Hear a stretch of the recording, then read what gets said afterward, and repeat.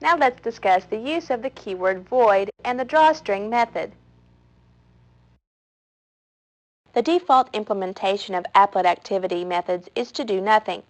Therefore, if we wish to implement some activity, we must override the appropriate method in our applet subclass. We do this with the keyword void. Enclosed within the parentheses is the assignment of the object G of the graphics class. This graphics object represents the physical display of the applet.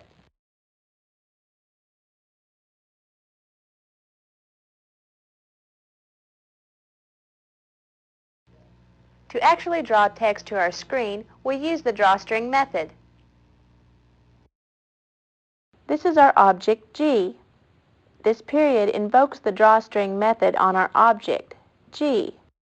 The method initiated on our object G. The string we want to draw. The XY location of the string's lower left corner. Here we are invoking object G's DrawString method to draw a string of text in our applet. We support the DrawString method with 3 parameters: the string of text we want to draw and the XY coordinates of that string's lower left corner.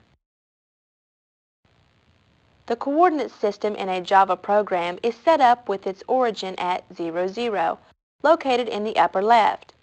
X increases horizontally to the right, while Y increases vertically downwards.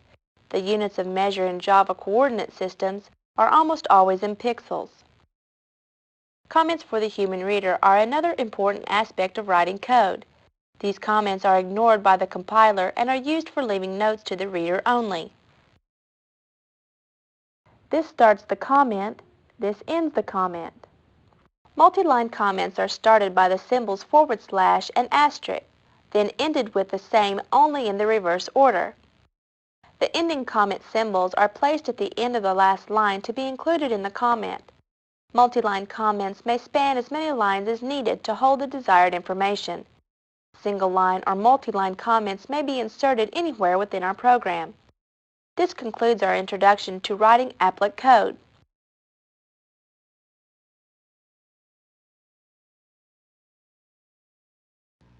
Now that we've covered the basics, let's take a look at the source code for our applet. Let's bring Explorer to the foreground by clicking on its icon. The applet source code Hello World Applet is located in the Programs folder of the Learning files. Since it is a source code file, it will have the .java extension. We'll open the file in Notepad and discuss what each line of code in our applet does. Double-click on the Hello World Applet.java file, and it will open in Notepad. This is the code for our Hello World Applet that we'll construct. Lines 1, 2, and 3 contain single-line comments, while line 4 starts a multi-line comment that ends on line 6. Line 7 of our source file imports the java.awt.graphics class to give our Hello World applet the capability to draw to the screen. Our applet inherits this ability to draw from the java.awt.graphics class by our import statement. While line 8 is blank, line 9 creates a subclass of the java.applet.applet class. The name of the class we are creating. Java requires the main applet class to be declared public. This line of code creates the public class Hello World Applet. This subclass, the Hello World Applet class, is the very class we are creating, which inherits its qualities from its superclass, java.applet.applet class. Line 10 is blank, while line 11 creates the object G, derived from the graphics class.